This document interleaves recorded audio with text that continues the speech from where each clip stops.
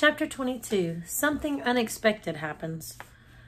Uncle went out early the next morning to see what kind of a day it was going to be. There was a reddish gold light over the higher peaks, a light breeze springing up, and the branches of the fir trees moved gently to and fro.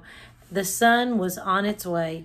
The old man stood and watched the green slopes under the higher peaks gradually growing brighter with the coming day and the dark shadows lifting from the valley, until at first a rosy light filled its hollows, and then the morning gold flooded every height and depth.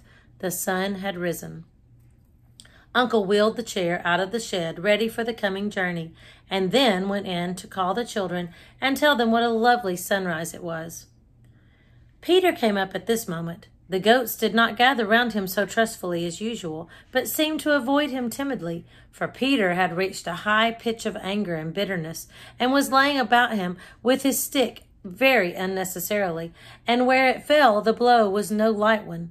For weeks now he had not had Heidi all to himself as formerly, and when he came up in the morning the invalid child was always ready in her chair, and Heidi fully occupied with her. And it was the same thing over again when he came down in the evening. She had not come out with the goats once this summer, and now today she was only coming in company with her friend in the chair, and would stick by the latter's side the whole time. It was the thought of this which was making him particularly cross this morning. There stood the chair on its high wheels. Peter seemed to see something proud and disdainful about it, and he glared at it as at an enemy that had done him harm and was likely to do him more still today. He glanced around. There was no sound anywhere, no one to see him.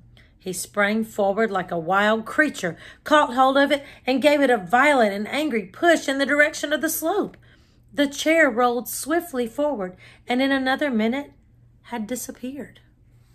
Peter now sped up the mountain as if on wings, not pausing till he was well in shelter of a large blackberry bush, for he had no wish to be seen by Uncle.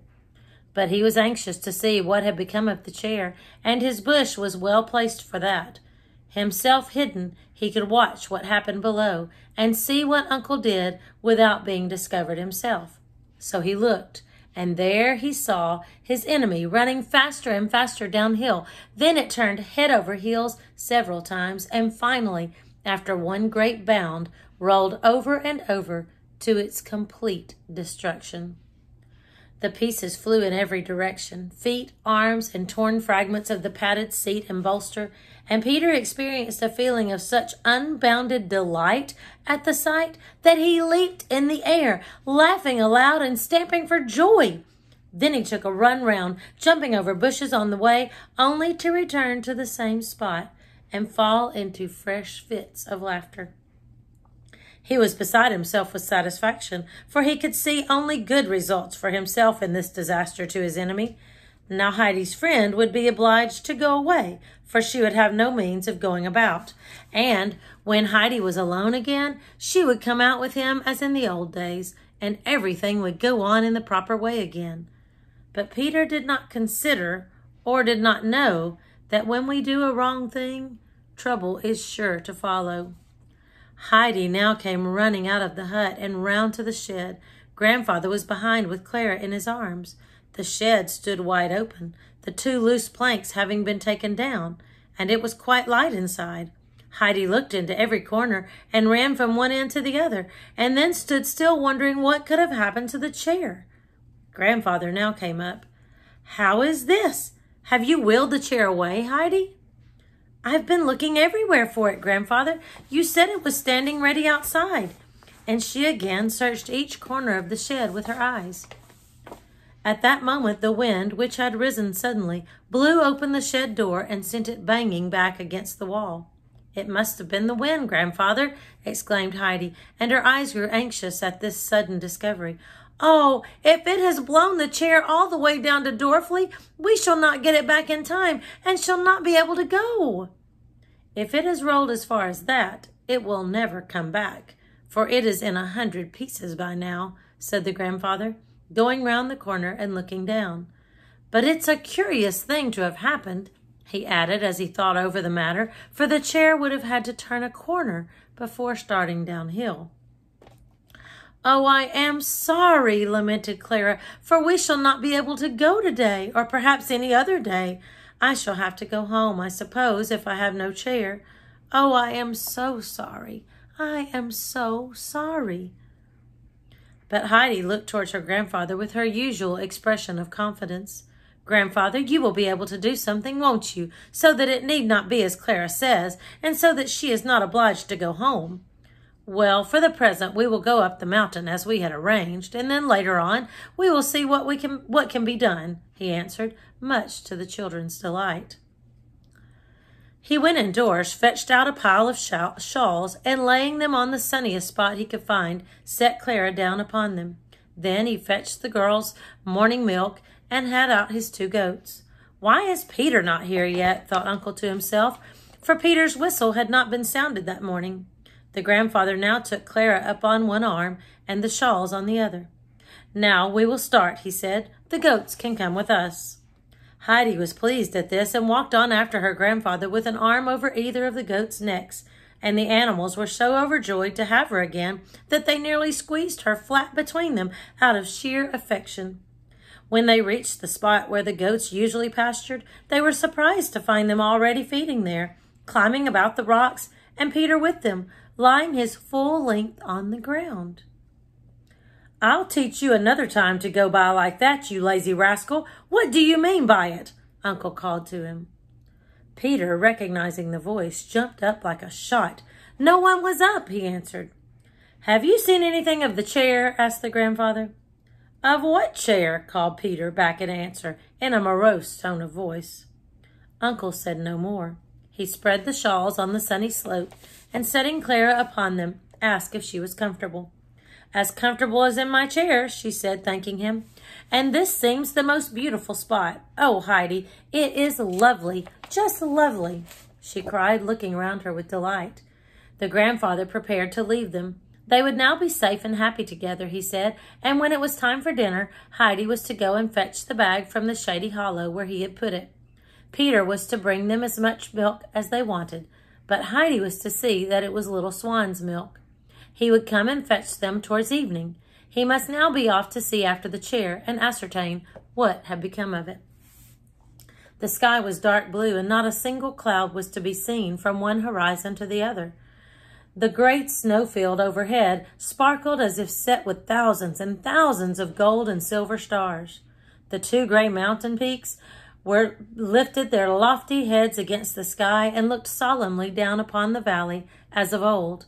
The great bird was poised aloft in the clear blue air, and the mountain wind came over the heights and blew refreshingly around the children as they sat on the sunlit slope. It was all indescribably enjoyable to Clara and Heidi. Now and again a young goat came and lay down beside them. Snowflake came oftenest, putting her little head down near Heidi, and only moving because another goat came and drove her away. Clara had learned to know them all so well that she never mistook one for the other now, for each had an expression and ways of its own.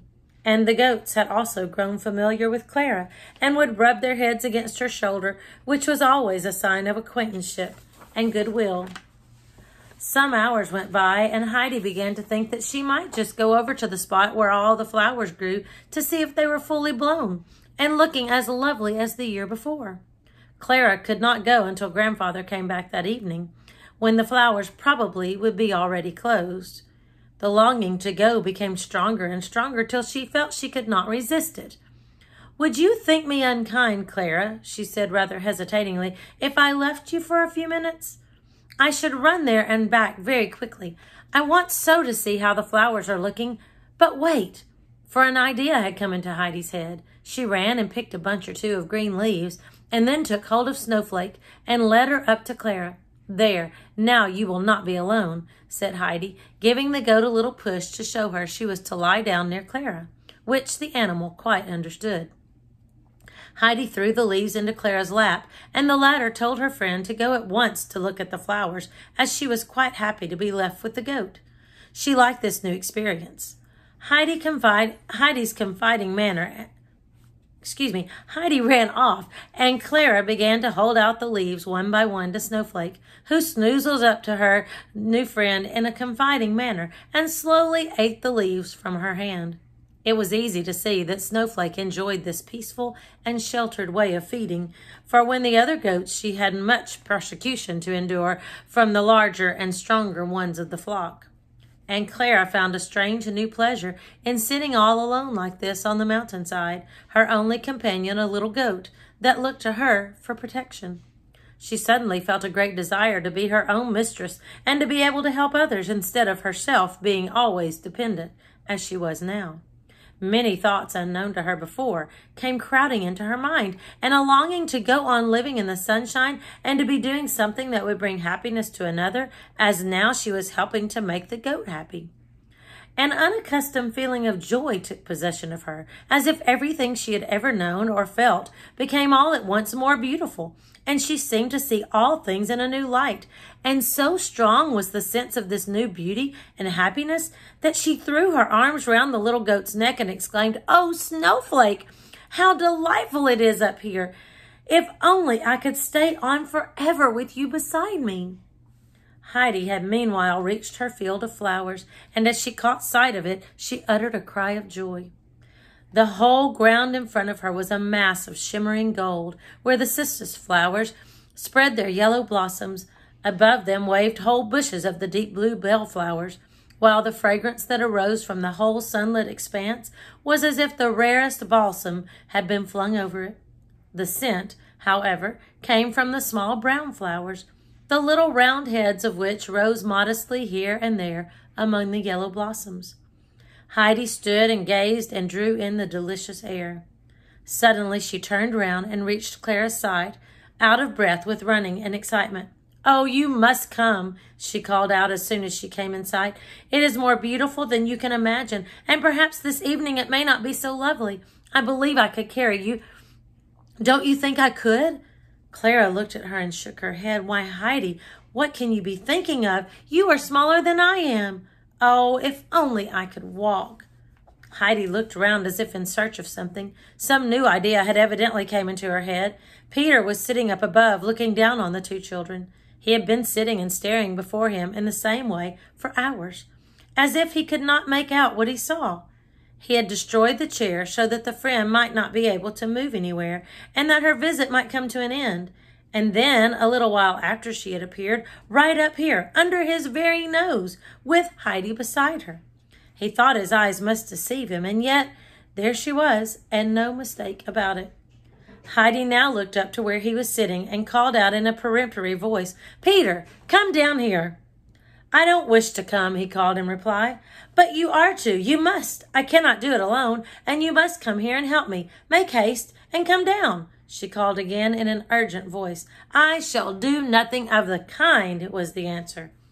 Heidi ran some way up the slope towards him, and then pausing, called again, her eyes ablaze with anger. "If you don't come at once, Peter, I will do something to you that you won't like, and I mean what I say." Peter felt an inward throe at these words, and a great fear seized him. He had done something wicked which he wanted no one to know about, and so far he had thought himself safe. But now Heidi spoke exactly as if she knew everything, and whatever she did know, she would tell her grandfather. And there was no one he feared so much as this latter person. Supposing he were to suspect what had happened about the chair, Peter's anguish of mind grew more acute.